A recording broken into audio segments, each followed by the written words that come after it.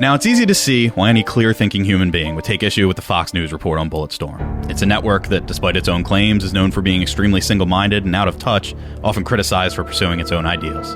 It's also easy to see why I would take issue with this report.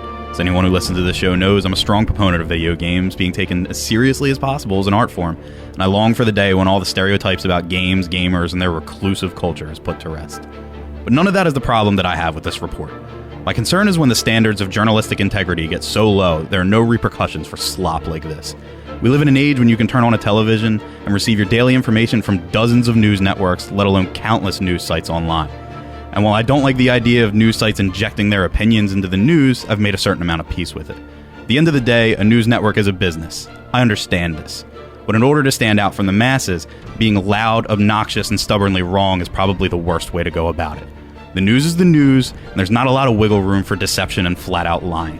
When you take the opinions of these so-called experts as facts, and you don't bother to check into the lunacy of these individuals, you've failed at reporting, which, by the way, is a fundamental part of the news.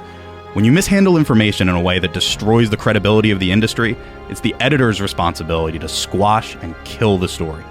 To run a report that you know to be untrue just because it matches your ideals, it's classless and embarrassing for the colleagues of your station and everyone else who reports the news. Listen, I'm not telling you to stop watching Fox News. Telling you what and what not to do will never be the intention of anyone on our show.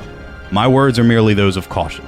If this is the way that Fox News handles a story about video games, with a complete disregard for the facts and leveraging rape, a disgusting, heinous criminal act, as a way to push your own agenda is so disrespectful it's unexcusable. These are not opinions, this is not the news. This is propaganda at its basest definition, and it's repulsive that it made the air. All I ask is that you ponder this. If this is how they handle a story about video games, how do you think they cover presidential elections and foreign affairs?